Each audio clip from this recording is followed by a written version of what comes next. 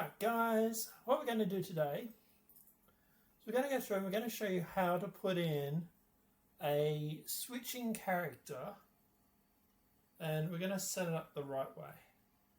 So this is based off someone else's video. I'm thinking it might have been, it's the guy with the beard. But there's one thing that he didn't show. Right, so here we are in the game. Obviously the AI is moving around. This is the dev level. Right, and if we hit T, we now obviously have this character, and the character fully moves around.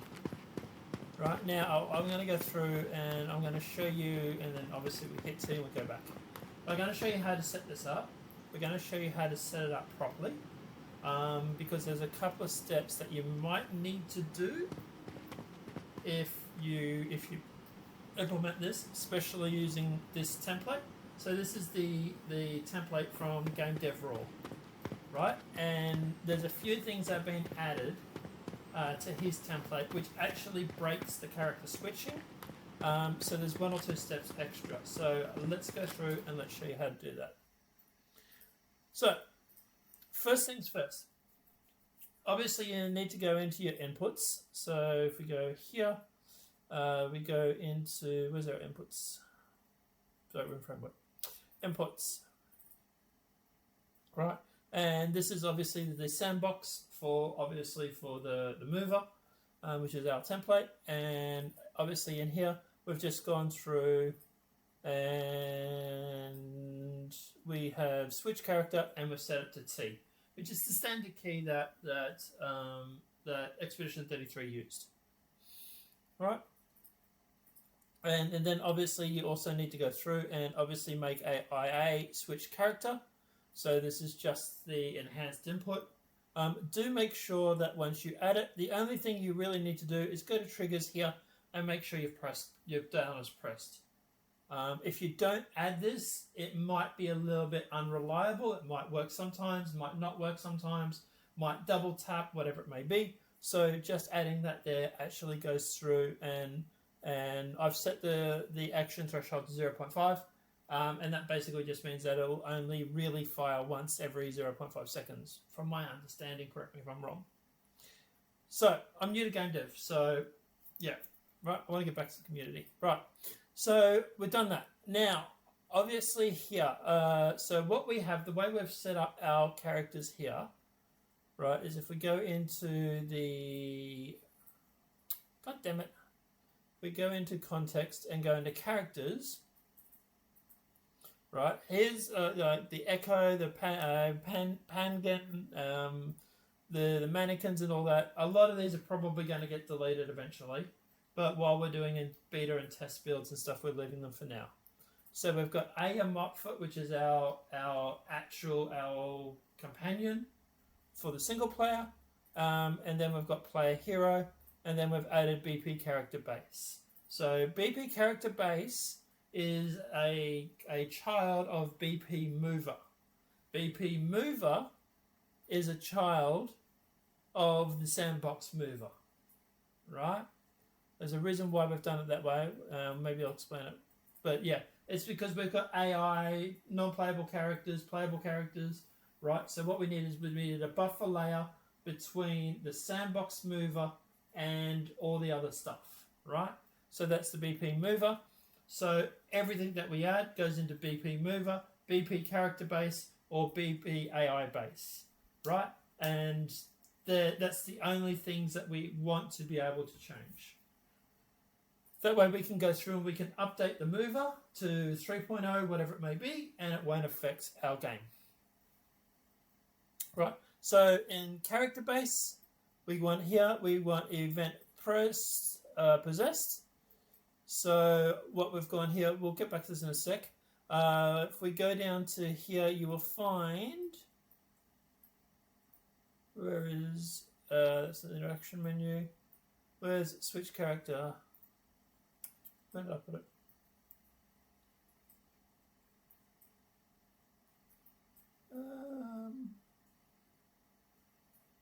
Oh no, hang on. Yeah, you're right. Sorry, no, yes, it was under. Sorry, framework. So we actually stuck the IA under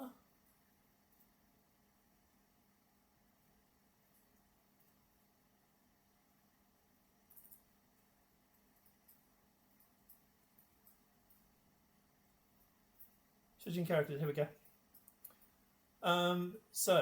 Right, so we get to the IA in a sec. Alright, sorry, there's a lot here. Try and work it all out.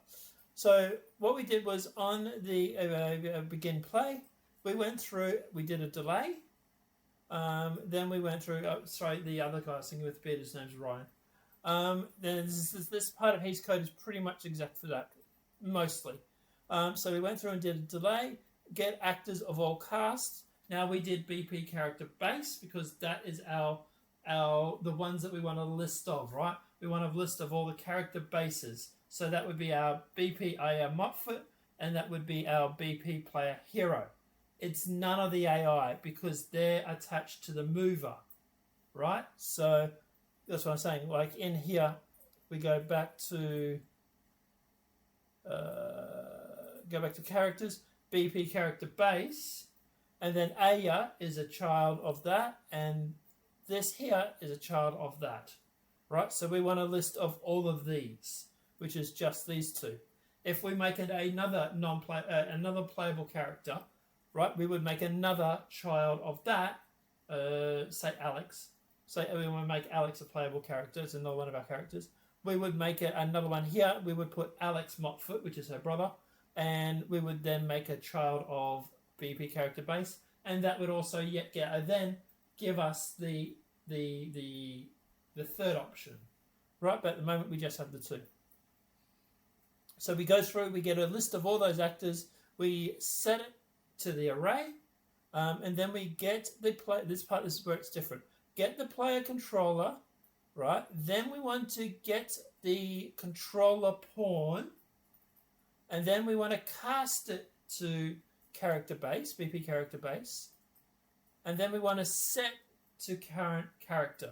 Now what this does, right, is it goes through, gets the the player character. You see it's not really attached to anything here, right?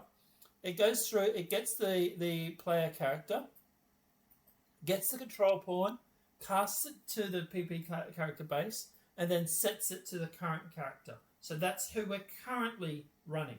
That is who we currently are, right? And then I believe here, switch character, right? So this is we just made a function called switch character, and here we go through, we find the current actor from the current actor, sorry, it bugs me, current actor array, right? We find the current one, we set that to a local variable. Whenever you see me with LCL, that's local, okay? We set that to a local variable called character index, and then on the find we add one. We set it as the index is valid for the character array. If yes, then it changes it to A, and if not, it selects 0. So what this basically does here is it goes through and says, right, I have a valid, if I have a valid option, use this value here, this find +1, this integer +1. If not, use 0, and 0 will always be your first one, right? The first one that you spawn in at. And then that basically sets the same character index again to that result. Then after that, we then get the array again. We get a copy, and we go through and we set the current character to the result of the get, and then we process and then we return. Right, so that's the code there for anyone that needs to see it, like that. I'll zoom in for you to make it easier. So yeah, you just go through and do that. Now, this is where it gets tricky. Right, so obviously on the BB character class, right, we should have our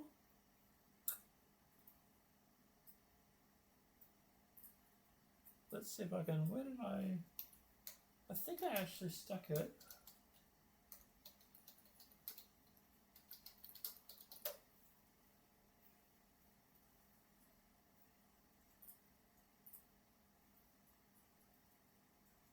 Right, yep.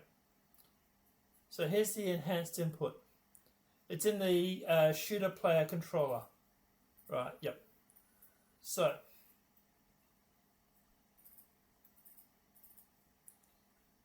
in the shooter player controller, the reason we stuck it there was because it's universal. I remember now. We go through, we do the enhanced switched character, and we just simply do the whole switch character, right? Which is the same as what we were just in for this. It just simply runs that function. Right, so that's our switch character there. Let me just double check. Yeah, no, I have got it. Yep, cool. Right, so that just switches the character, and that basically goes through and allows you to press T or whatever you set, and that will then automatically go through and then change between characters. Now, where it gets tricky is here, right? If you follow Game Dev's Raw's system, or he's set up for multiplayer, you will find that your character will get stuck and not be able to move. The reason that happens, we don't actually need that, is because on his code, I believe it's here, yeah it is, he does this disable all inputs. And the reason being is because when the game is loading up and starting and you've got the countdown, he goes through and disables the input and stops you from moving, because of obviously the fact is you want people to not be able to run around while the game is loading up. So it's all counting down, right? And then basically what he's done is just disable all inputs, and then I think it's in the shooter controller or game mode. Yeah, in the game mode, right? Level start, he goes through and he enables the inputs, right? And then from here, he just enables inputs. So as soon as the countdown stops, it enables the input. Now, here's the problem. With us, right, and that's on the shooter player controller. With us, we go back to our, where is it? Game mode. We had to add this code here. So we get the player state, we cast it to the BP shooter player state, and then we set the variable to off or detect. Now this is a variable that we've made on the player state. So if you go into the player state, it's hard to tell because there's so many things open at the moment. Player state. We made this variable here. BP startup input locked. By default, it is turned on. So what this basically does here is it goes through and turns it off. And then you'll notice if you go back to here, here. What we've done is we've got an event possessed. We've added a is valid for the game state. If true, we cast to the BP shooter state. And then if that, we do a branch. And if that value is turned on, we add the game code for Game Dev's Raw code, which is what he's got here.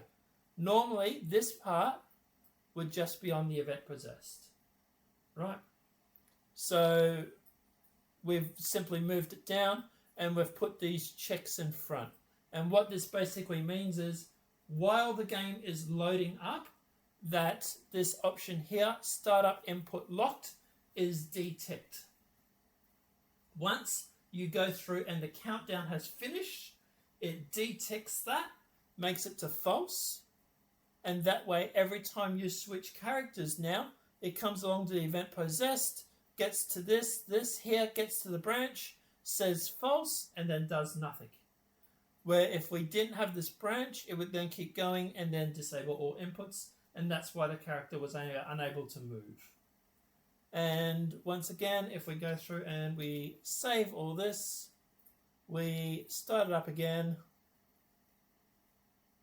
go back into the battle host, go to start, we're just going to the dev level. Right, once again, we can't move until countdown finishes. Now we can run around again, and obviously we press T. We now take possession of this guy.